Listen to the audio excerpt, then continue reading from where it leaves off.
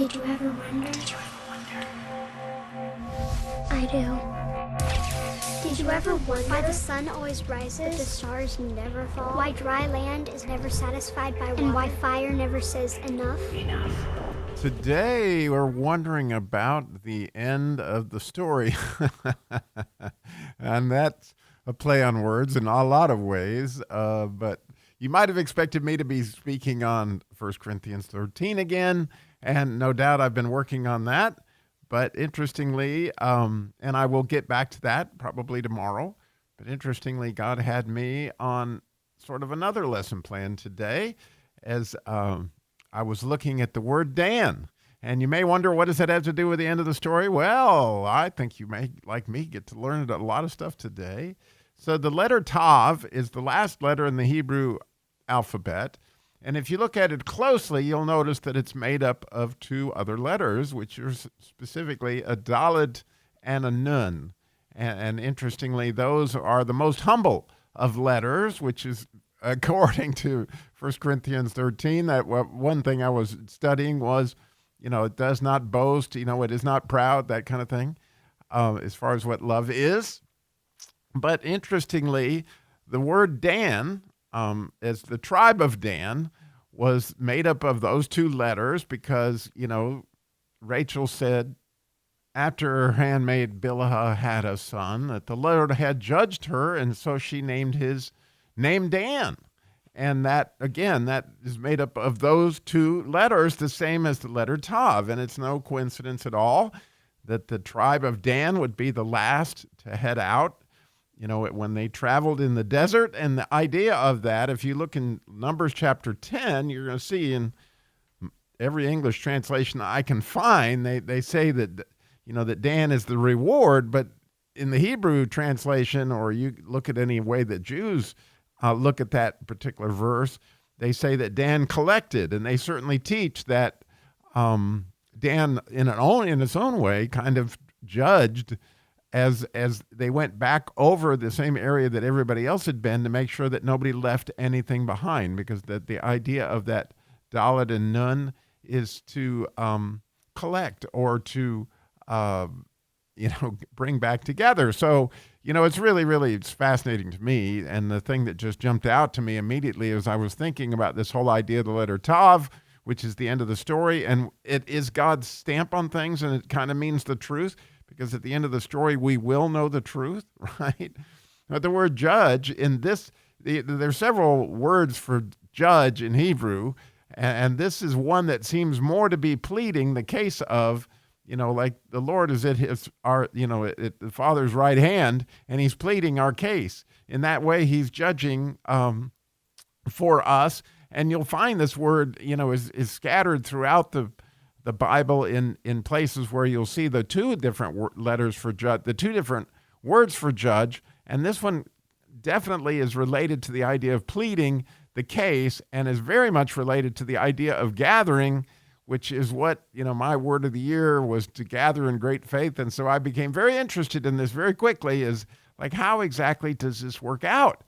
That at the end of the story, right, we're all going to be gathered and we're all going to be judged. And hopefully you have the one named Jesus that's pleading your cause, and the ultimate Dan, so to speak. But I think it's amazing. Again, we talked about yesterday that love starts with that letter Dalet, and so does the word Dan.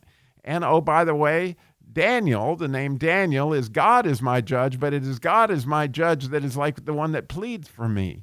And it's fascinating, isn't it, that Daniel, because you can hear the L in the end of Daniel, there's actually a Yud in there that said that Yud is saying my, so you're saying Dan, which, is judge, and then mine is God. And how much did Daniel live that particular life? And when you think about what he did, and then he certainly spoke about the end of the story, right? That there's his prophecies are absolutely amazing, giving us the end of the story, which is, again, what God is going to be our Dan. He's going to be collector. He's going to be the person coming at the end of the story to make sure that all the people get right in the right fold, that where they belong. And so, how does that exactly play out in our lives, right? That how are we judging? And this is a different kind of judging than, determining what is good, like we've talked about before, the word judge here. This particular idea is the end of the story type of judging, like how can we plead, right? How can we be this collector? How can we be this gatherer? And again, think about the last verse in the Tav section of the 119th Psalm, which I think is spectacular. It says, we like lost sheep have gone astray. Seek thy servant, right? For I believe, for I have not forgotten thy commandments. And so isn't that cool that letter Tav, this whole idea of being collected, King David is giving the decoder idea of this, is we like lost sheep have gone astray. Lord, seek us. That idea of gathering us together is right there in the last verse of the 119th Psalm, which is obviously the 8th verse of the Tav section, which would be the miracle verse. And what a miracle it is that Jesus is that one standing at the right hand of God, and he's completely doing that. But how fun that when somebody is lost, right?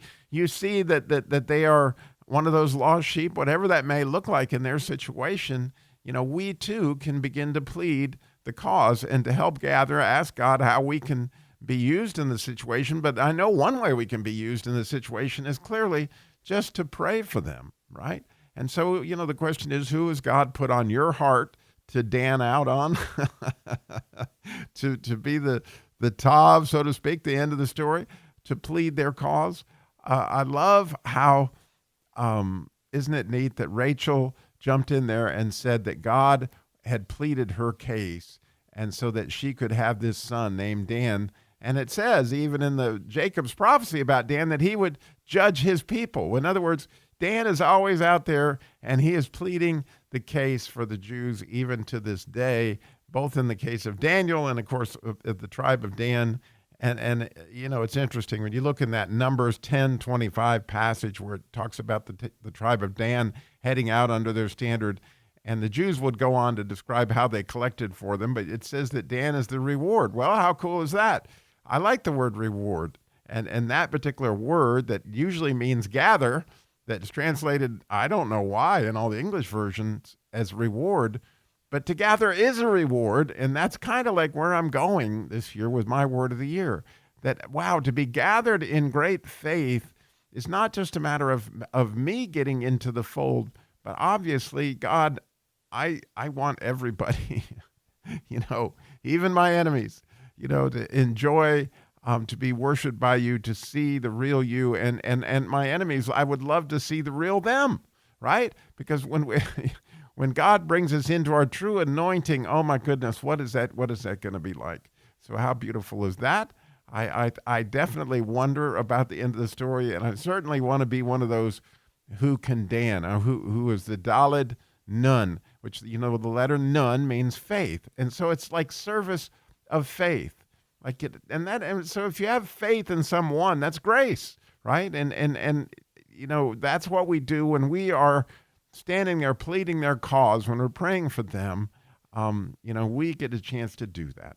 Thank you so much for listening and wondering with me about the end of the story. Did you ever wonder?